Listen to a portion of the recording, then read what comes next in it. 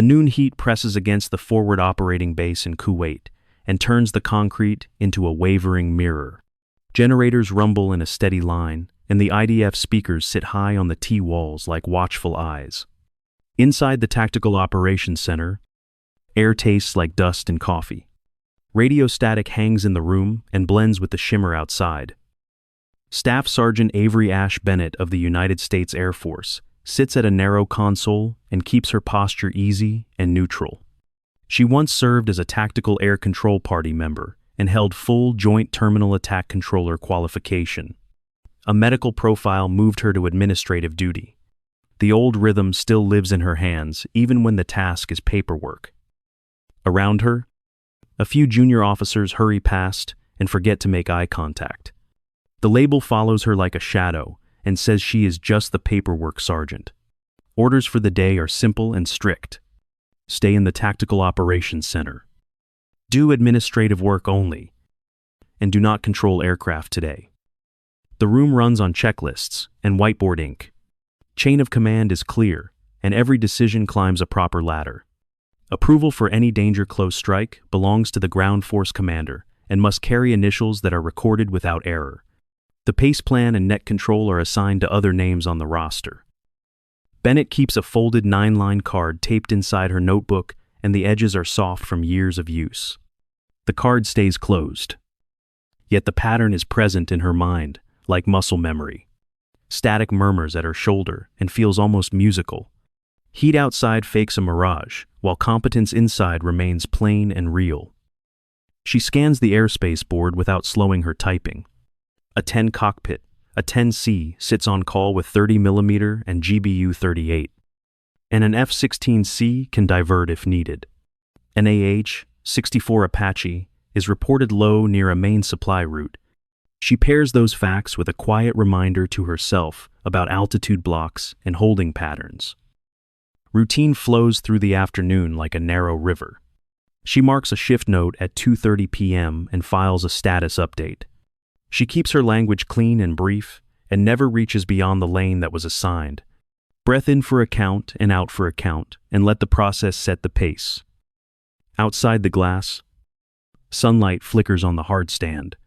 Inside the room, printers click and paper curls at the edges. The rules frame the day and shape what Bennett can and cannot do.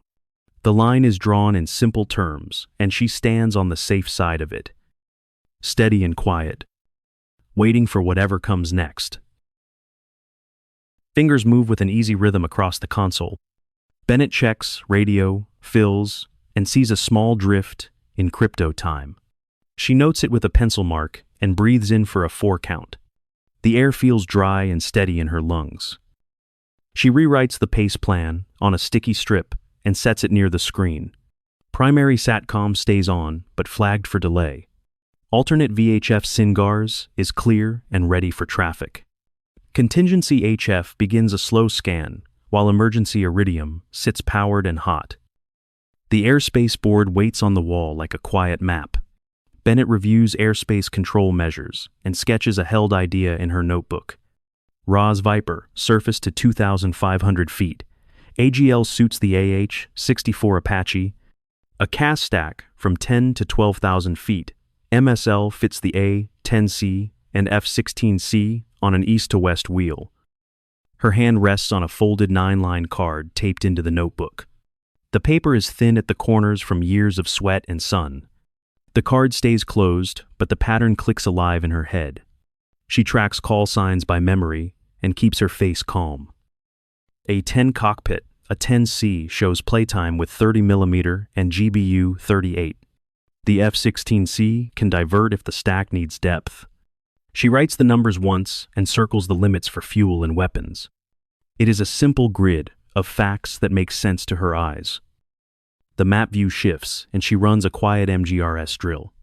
She checks grid zone designator and the 100-kilometer box for likely mix-ups. She adds a note that any location must be at least 8 digits. A small dot marks where a unit might confuse a box line at speed. 2 junior officers glance at her sticky tabs and smile like it is only habit. A TAC trainee calls her work neat and precise and moves on. Bennett neither defends nor explains. She keeps voice discipline to herself and lets the room pass by. At 3:15 p.m., she aligns the headset foam and centers the mic. Static in the earpiece sounds like a tide rolling on a flat shore. She does not take net control without a task. She only clears clutter from her lane and leaves a clean path for whatever may come. The day runs quiet inside the Tactical Operations Center at the Forward Operating Base in Kuwait. Staff Sergeant Avery Ash Bennett sits at the edge of the room and tracks the chat window and the status board. Her task is simple on paper, and she keeps it simple in practice. She logs updates with a steady hand and a clear head. The mission for the shift is to monitor an army convoy moving through southern Iraq. Bennett writes a clean situation report after each block of traffic and checks it twice. She is not cleared to control aircraft or step outside the wire today. She respects that boundary and stays with the console. Air hums from the vents while radio static curls in and out like slow surf. A printer rattles through another page and leaves warm paper on a tray. Stale coffee lingers near the map rack. Heat on the hard stand blurs the view beyond the T-walls and makes the ground look like water. She studies the schedule for close air support and keeps her notes brief. An A-10C is on call with 30mm and GBU-38 ready for tasking. An F-16C can divert if the stack needs depth or time on station. A flight of AH-64 Apache holds low near a main supply route. Rules are written into the day, and she treats them like rails. Rules of engagement require positive identification and a careful collateral damage estimate. Approval for any danger close strike belongs to the ground force commander, with initials recorded. Bennett does not blur those lines and does not reach for decisions that are not hers. She glances at the airspace control measures and sees the shape of the sky like a puzzle. Rotary needs room close to the surface, while fixed wing needs an altitude block and a clean wheel. She could suggest a tweak, but this is not her lane right now. She lets the idea rest and keeps recording traffic. Her breath stays even as the room cycles through routine. In for 4 and out for 4, until her shoulders drop and the headset sits light on her jaw. She answers a quiet question from a new watch stander and points to the status board. Then she returns to the chat and the log without fuss. By 3:40 p.m., the flow feels predictable. The convoy pushes along its route, and the updates land at measured intervals. Bennett keeps the record neat and holds her voice in reserve. She waits on the sidelines, calm and ready, while the day pretends it will stay this way. The IDF alarm screams across the forward operating base in Kuwait and snaps the room out of its routine. Generators throb under the sound, while dust shivers in the air vents. Inside the Tactical Operations Center, the watch floor stiffens as screens fill with new traffic from an army convoy in southern Iraq. Radio static thickens like grit between teeth. Primary SATCOM flickers with delay and drops half a line at a time. Alternate VHF SINGARS hisses with distant bleed and uneven volume. Contingency HF sits idle because no one has started a scan. Emergency Iridium remains cold on the shelf and needs a hand to wake it. Traffic breaks through, and it is the kind that tightens shoulders. The convoy reports troops in contact after an IED causes a mobility kill on a lead vehicle. Fire from a PKM pours from a drainage ditch along the main supply route, and a fresh RPG team hunts for an angle. The staccato updates bump and clip across an unstable net. Officers crowd a small table and voices climb over each other.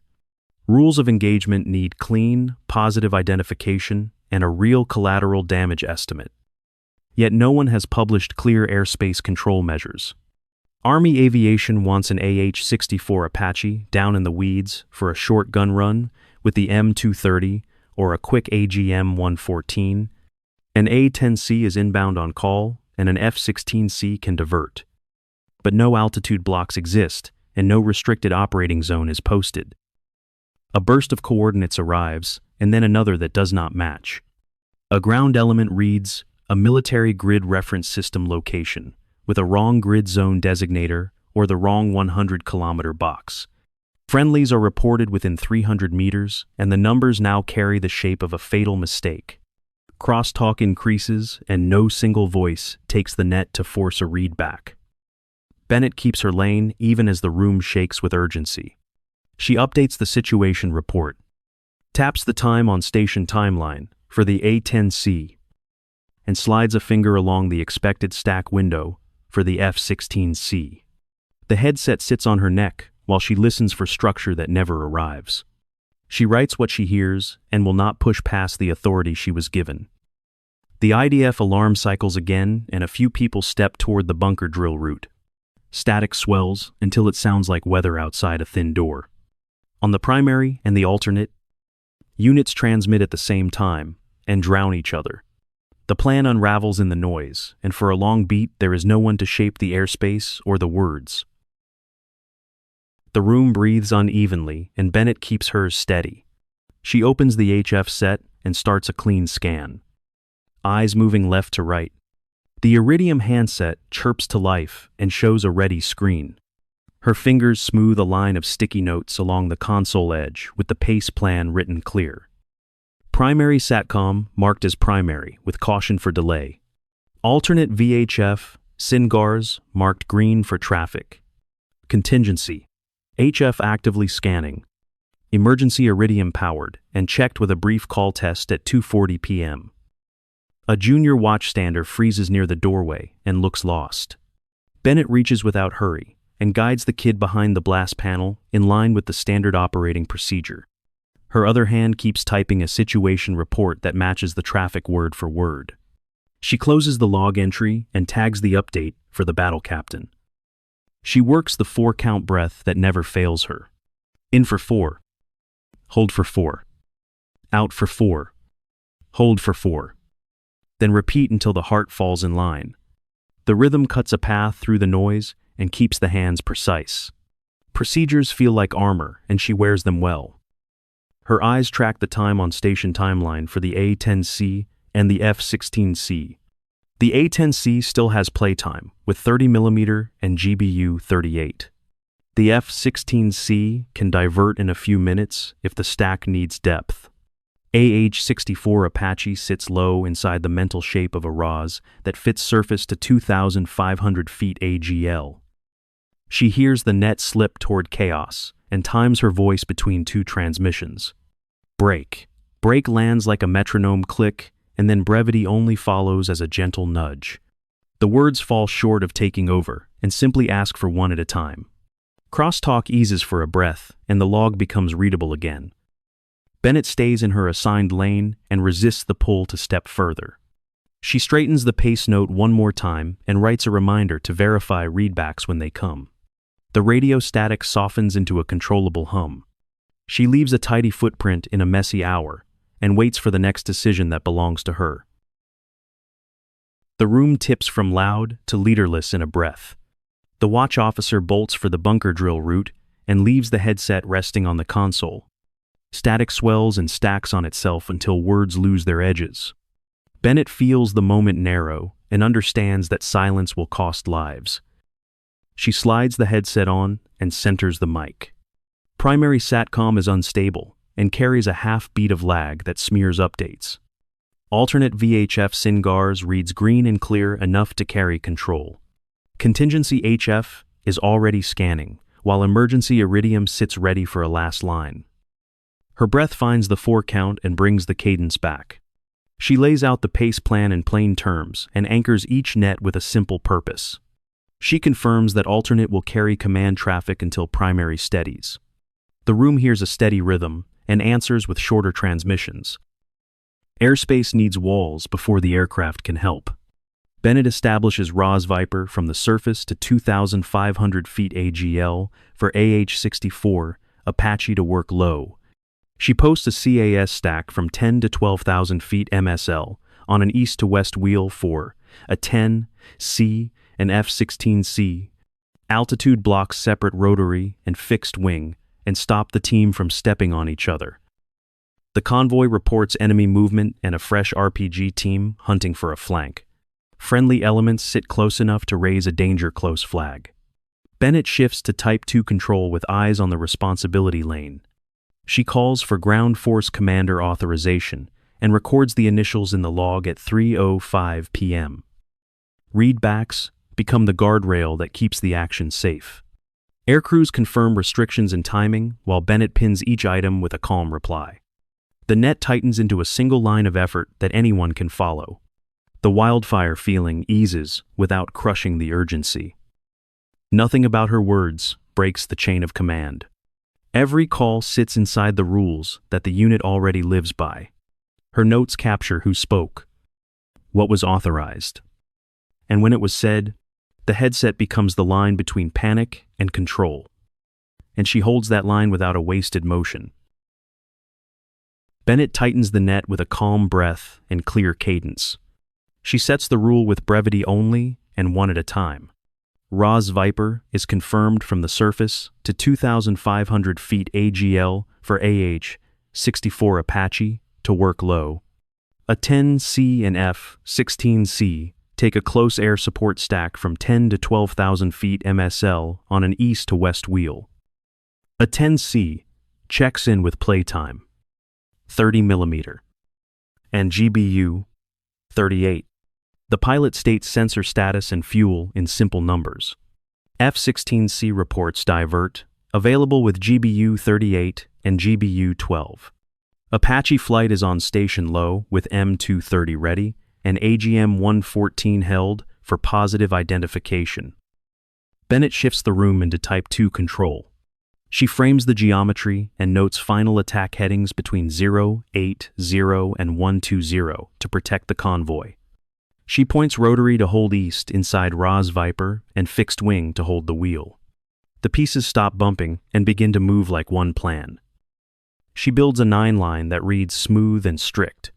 Line 4 is elevation in feet MSL, and she forces a read back to catch any slip. Line 6 is MGRS with grid zone designator. 100-kilometer box. And 8 digits. A ground unit stumbles a box letter, and she freezes the shot until the line is corrected. Friendly elements are inside 300 meters of the target area. Bennett calls the ground force commander and requests danger close authority. The initials arrive, and she writes them in the log at 3:10 p.m. with a firm pencil point. Only then does she move the attack forward. Target correlation locks the picture. Bennett calls for white smoke to mark and warns for wind drift across the ditch line. She sets laser sparkle with code 1688 and demands a clean confirmation. Apache confirms tally and holds fire until the fixed wing pass is complete. A 10C calls IP inbound and then in hot from the west. Bennett clears hot after the readbacks land and the restrictions are read once more. The gun talk is short and the 30 mm walks a tight line along the berm. The fire from the ditch drops off and the convoy breathes again. A hung store warning blinks and she cuts it with abort continue dry. The aircraft resets and lines up a re-attack with GBU 38 inside the approved window. F-16C holds overwatch to protect the collateral damage estimate and to keep ordnance off the friendlies. Apache stays low and suppresses only on command to avoid blue on blue. The pass finishes and the net holds steady.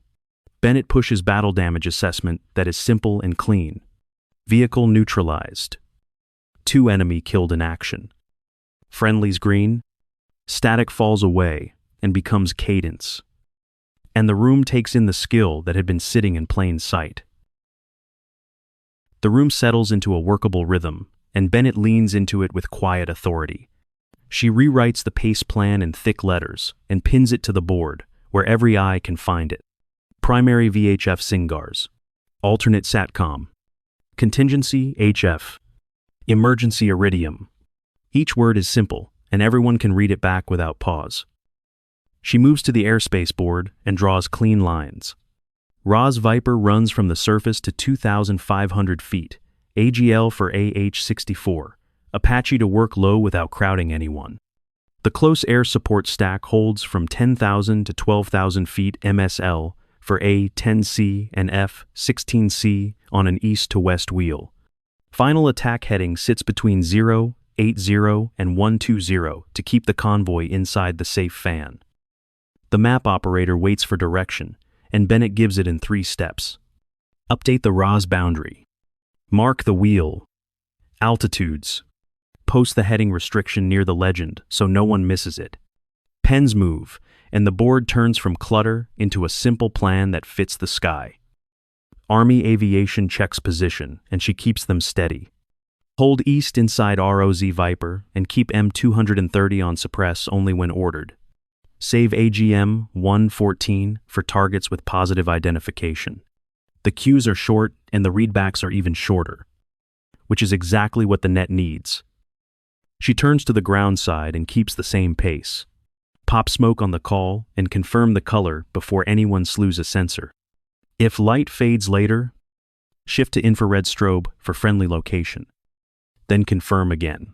The words take seconds and remove minutes of confusion. Around the room, people begin to mirror her cadence. A junior officer repeats the pace plan aloud as he writes a log note and gets it right the first time. A new TACP nods through a short checklist and returns to monitoring without extra chat. Brevity only starts to feel normal again. Bennett never asks for titles and never pushes past the chain of command. Danger close authority still sits with the ground force commander, and she keeps that line bold in her notes. What changes is the air in the room. The voices follow one tone. The boards match the plan, and the net belongs to the work instead of the noise. The convoy sits trapped between a shallow wadi and the main supply route, while dust drifts across the road like smoke. Bennett builds the breakout plan in simple blocks that anyone can follow. Airspace control measures hold firm with ROZ Viper, from the surface to 2,500 feet, AGL for AH, 64 Apache. The close air support stack stays from 10 to 12,000 feet, MSL for A, 10C, and F-16C on an east-to-west wheel. She frames the safe geometry before anyone moves. Final attack heading remains between 080 and 120 to keep friendly vehicles protected inside the fan. Type 2 control stays in effect, so sensors and TOC undo the heavy lifting. The net hears one cadence and begins to breathe with it. Ground first, then air, then movement. Bennett calls for smoke and asks the convoy to pop on her mark. Then confirm the color for daytime target correlation. If the light fades, they will switch to infrared strobe for friendly location and confirm again. A short pause follows as drivers ready engines and gunners check sectors. Apache holds low inside ROZ Viper, with M230 set for suppress on command only. Hellfire sits cold until a target has solid positive identification. A 10C watches the berm and prepares 30mm for a tight pass if a second firing point wakes up. F-16C holds overwatch with GBU-38 and waits for a clean collateral damage estimate before any release. Bennett gives the count and the convoy starts to roll. Smoke blooms along the shoulder and spreads a gray screen across the ditch. Apache taps a short burst to pin down a muzzle flash that breaks through and then resets to hold east. A 10C keeps the wheel steady while the lead vehicle bumps out of the kill zone and pulls the rest with it. Traffic stacks up as a support element pushes a location for follow on fire. The grid sounds wrong in the ear and Bennett freezes the flow before any trigger press. She calls the military grid reference system back by layer. Grid zone designator, 100-kilometer box. Then 8 digits only. The unit corrects the box letter, confirms friendly position, and the net moves forward without a friendly fire scar. She times the next move to the breath in her chest. The convoy swings north of the road while Apache watches the blind side. A 10C slides down the wheel for a show of presence that keeps heads low. F-16C remains high and reads restrictions again, so the record stays clean. The last vehicle clears the choke, and the noise shifts from panic to work. Bennett calls a short battle damage assessment that fits on one line. Vehicle neutralized.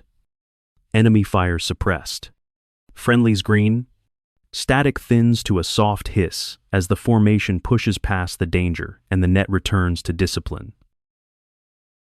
By late afternoon, the forward operating base in Kuwait feels quieter, as if the walls have exhaled.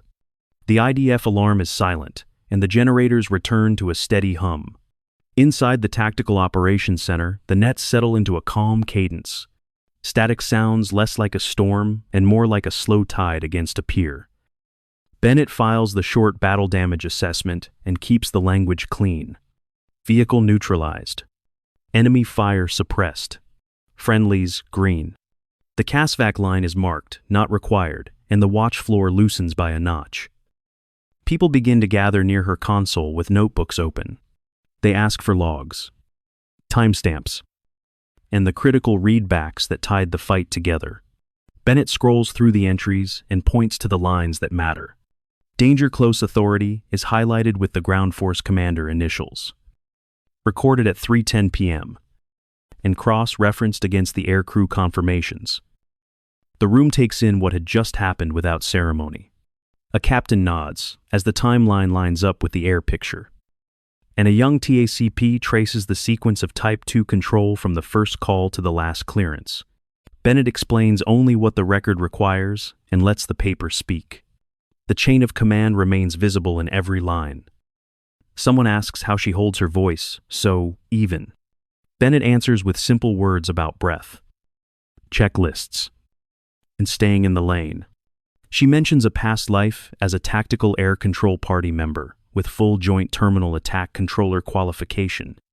A medical profile moved her to administrative work, and procedure became the armor that kept the edges from fraying.